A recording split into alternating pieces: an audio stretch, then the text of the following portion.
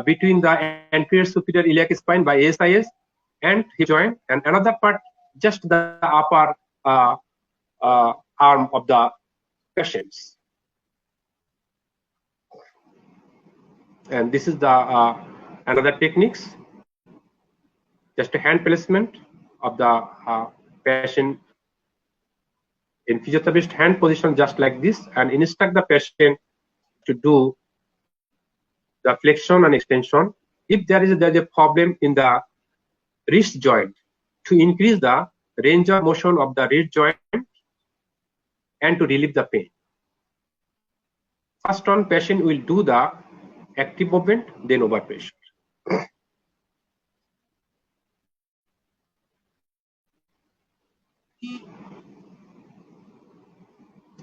This is actually the elbow joint flexion and extension limitation. If there is a limitation in extension and flexion, this belt position is excellent and dramatic result can be obtained by this technique.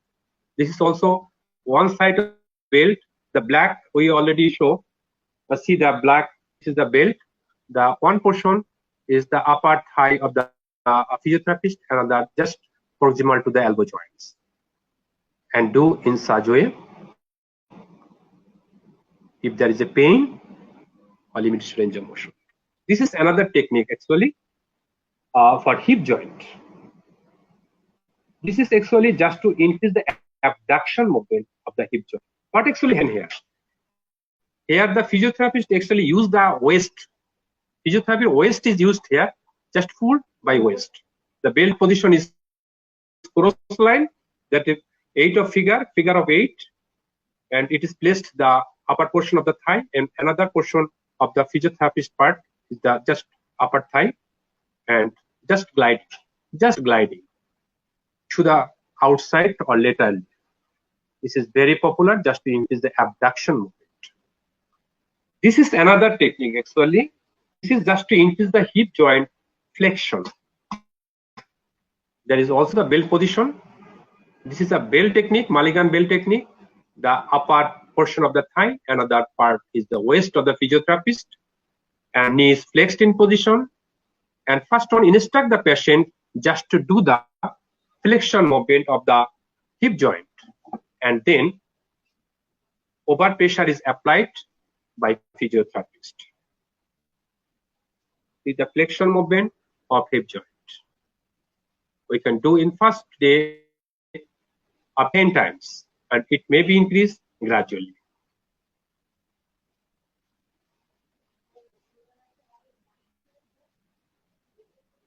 This is also the gliding movement of the inferior glide of the hip joint. This is the inferior glide of the hip joint with belt. Belt used here. The black portion actually, this is the belt, and belt is used just to pull the, and this is the just to increase the internal rotation.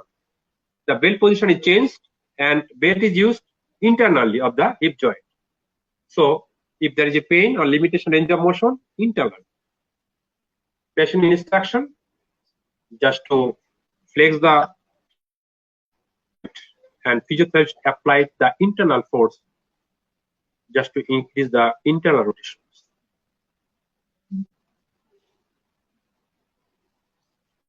So it may be applied up to 10 times. First day, second day, it may be in and above, third day, not more than 15 times, but it may be started from 10 to 15. This is also used just to increase the flexion. This is actually the cephalic directional movement. That is cephalic, that means head. The direction force is cephalic.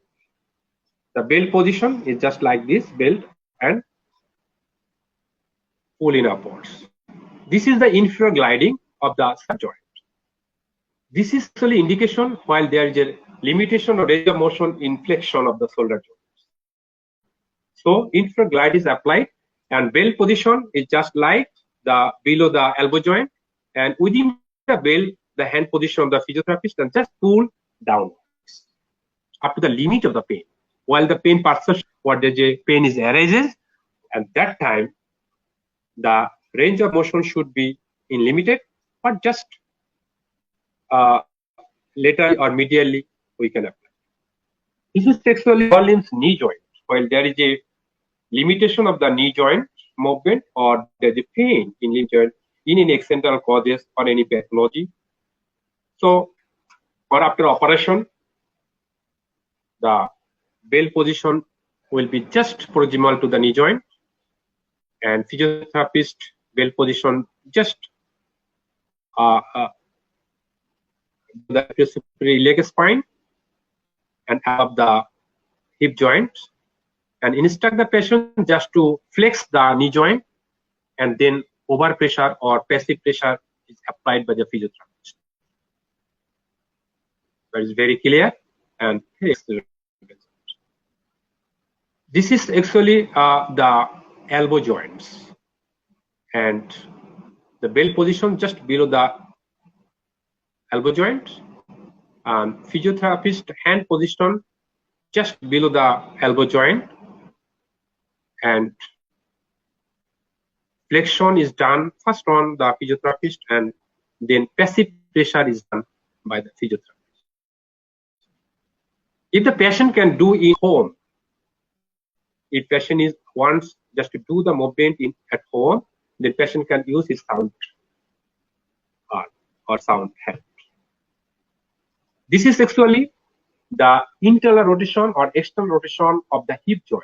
This is the internal rotation, this is external rotation. Internal rotation and external rotation. Here actually, what is the mechanism actually? This is actually physiotherapist use his waist only. Just waist is moved, just like a dancing movement, and the belt is in just like a figure of 8, and patient hip and knee position is 90 position, and do the internal rotation and external rotation. Okay, then again the supination and pronation of the. This is the lower radioulnar joint movement. That means this is used if there is a limitation of the supination or pronation.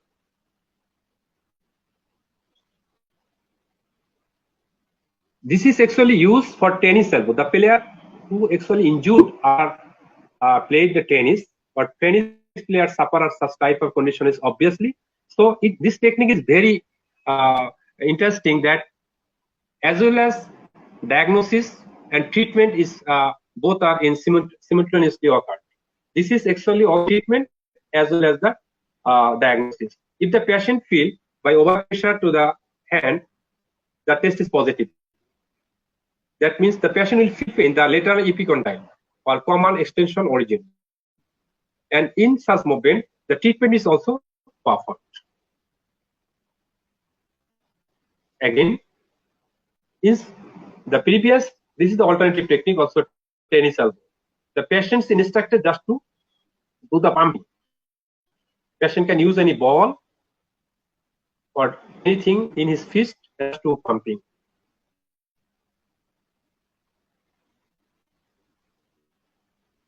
And this is actually the shoulder joint guiding movement just to increase the abduction movement. What is abduction?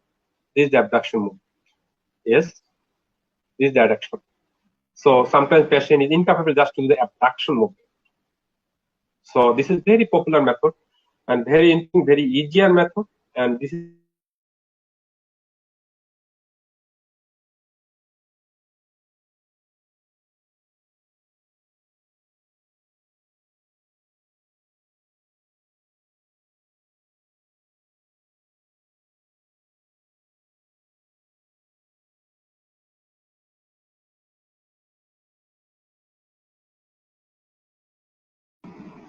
the rotational movement. That means the shoulder joint internal rotation and external rotation movement. Shoulder joint, this is the external rotation, this is the internal rotation. This is external rotation, this is internal rotation. So here also the bell position to the patient is just upper portion of the humerus, that means the arm, and another portion is between the anterior spine and hip joint. That means ASIS and hip joint. And just here also physiotherapist use his waist like a dancing and synchronized. Very important to synchronize.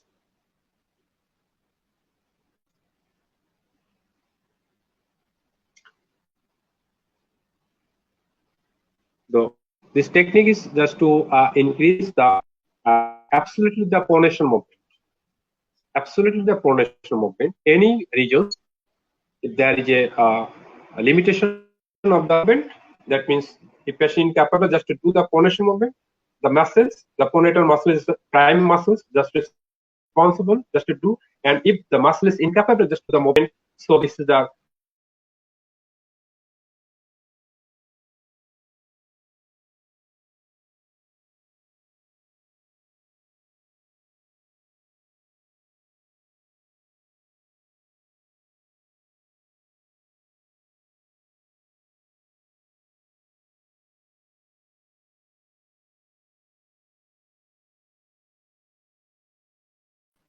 movement. Or any pathological causes.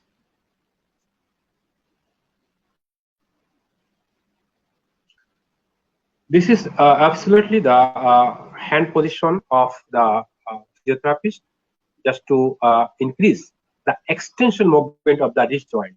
If there is a problem of the extension of the wrist joint, if there is a problem of wrist joint, patient can flex, but patient incapable just to do the extension. So first patient is instructed just to do the flexion movement, then overpressure is applied by the patient himself or herself. In the same way, we can also increase the flexion movement of the wrist joint. According to the principles, first do the active movement followed by passive overpressure.